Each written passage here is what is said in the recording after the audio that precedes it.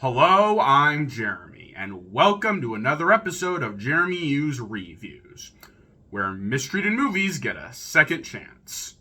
Between the incredibly adorable Marcel the Shell with shoes on, the flawed but overall enjoyable Bodies, the mind-bending fever dream Beau is Afraid, and of course the absolute masterpiece that is Everything Everywhere All at Once, A24 have been having an absolute gold streak. So when I heard they were making a comedy musical, I was like, oh yeah, I am seeing this. And man, was it amazing.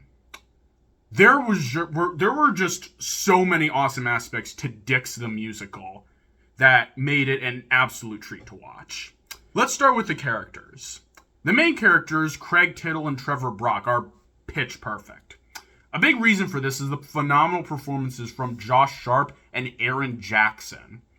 Sharp and Jackson actually wrote Effing Identical Twins, the original musical that this film is based on, and both men succeeded at their roles to a T. They're both incredibly charismatic, have phenomenal chemistry both with each other and the other characters, have fantastic comedic timing, and when it comes to their musical numbers, they absolutely slay them. These two demonstrate a lot of talent, and I love to see them in other stuff. But Craig and Trevor are a lot more than great performances. While they aren't the deepest characters in the world, Craig and Trevor have enough personality, likability, and character to help make them likable and sympathetic. Both Craig and Trevor have very brash, exuberant, and crazy personalities, and the way their dynamic constantly evolves throughout the movie really helps you engage with the film. They're very simple characters, but they're given just enough depth to make them an enjoyable presence. Overall, Craig and Trevor are really good characters. They're funny, likable, and given fantastic performances from Josh Sharp and Aaron Jackson. Great characters for a great movie, and I really hope to see Sharp and Jackson in more stuff. Next, there's Craig and Trevor's boss, Gloria, played by Megan Thee Stallion.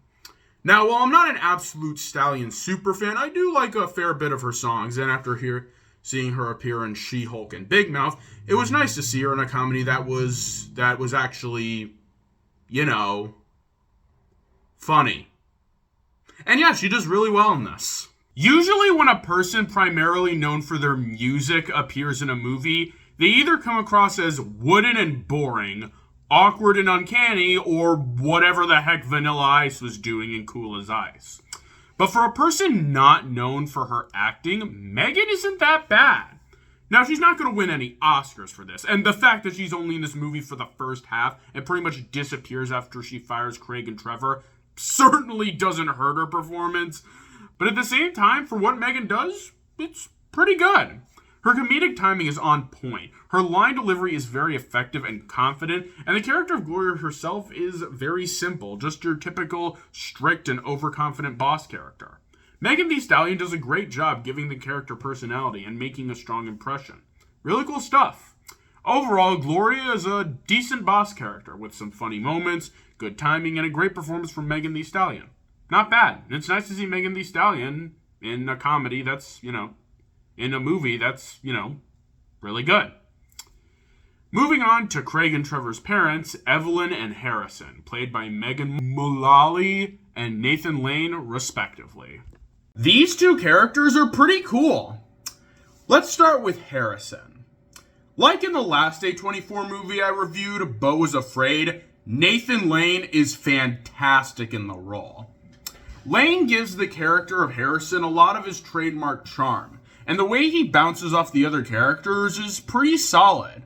Harrison has this kooky, eccentric charm that really makes the character pop, and makes him an overall sympathetic character.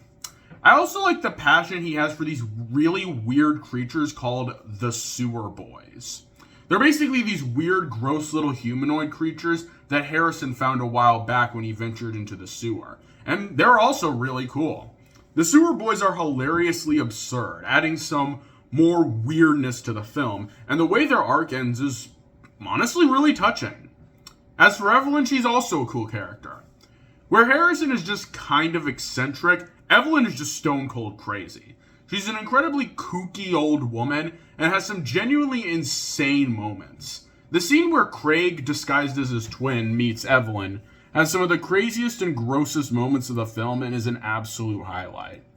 I don't really have any experience with Megan Mullally as an actress, but she does well in this film, capturing the craziness of the character and having good chemistry with her sons and husband.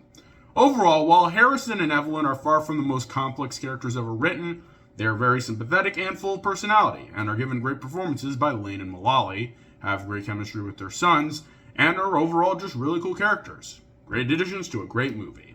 Finally, we have God, played by Bowen Yang. God essentially serves as the narrator of the film, and he's pretty cool. I've seen Bowen Yang on SNL a ton, and while I wouldn't say he's my favorite cast member, he's definitely a worthwhile addition. He has pretty good comedic timing, solid charisma, and adds a lot of personality to the sketches he appears in. And Yang does the same in the role of God. He doesn't have a huge role in this movie, but Yang's humorous narration does a good job of both illustrating certain elements of the story and allowing for some fun moments. Not much to say, just a solid narrator for this solid movie. Overall, the characters in Dix the Musical, while far from complex, are very entertaining, likable, and help drive the story in their own unique way. Solid stuff. Next, we have the comedy. Like a lot of comedy films I've reviewed on this channel, the comedy of Dix the Musical is definitely an acquired taste.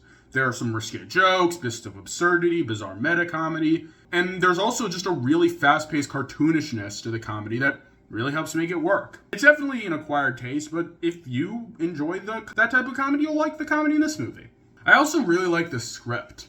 The lines present throughout Dix the Musical are really clever and funny, and combined with the great comedic timing of the cast, do a great job selling the jokes insanely well. Overall, while it's definitely far from the best comedy out there, Dix the Musical does a great job capturing a zany comedy style in a way that feels truly unique. It's definitely not for everyone, but for those it's for, it'll be a good time. Really cool stuff. Finally, we have the song numbers, and yeah, they're great.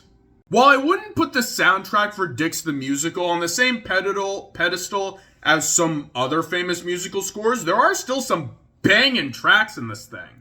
Some examples include I'll Always Be on Top, an insanely infectious and fun opening number, Gay Old Life, a really jazzy and cool number that demonstrates Nathan Lane's charisma effectively, No One Understands, a really clever parody of emotional musical ballads, which sounds great to boot, You Can't Give Up, which is an energetic and motivational bop, Out Alpha the Alpha, which is a pretty decent rap song with Megan Thee Stallion being Megan Thee Stallion, and All Is Love, which is a cheesy and fun closing number. Overall, the score for Dix the Musical, while far from the best musical score I've ever heard, is still really fun, really energetic, and really enjoyable music score. Great songs for a great movie.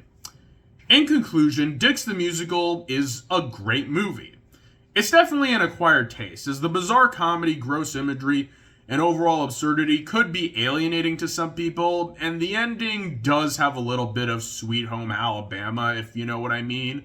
But at the same time, the film has a ton of charm, from its enjoyable comedy, to its simplistic yet likable characters, to the awesome dance numbers, to the overall fun charm. Whether or not you'll like this movie is definitely up to you. If you've thought throughout this review that this sounds up your alley, go for it. But if you sat through this review thinking this looks terrible, yeah, you're not going to have a good time. But whatever you think of Dix the Musical, you can't deny that it's a unique film. And I can't wait for more awesome and unique masterpieces from A24 in the near future. What a fun movie.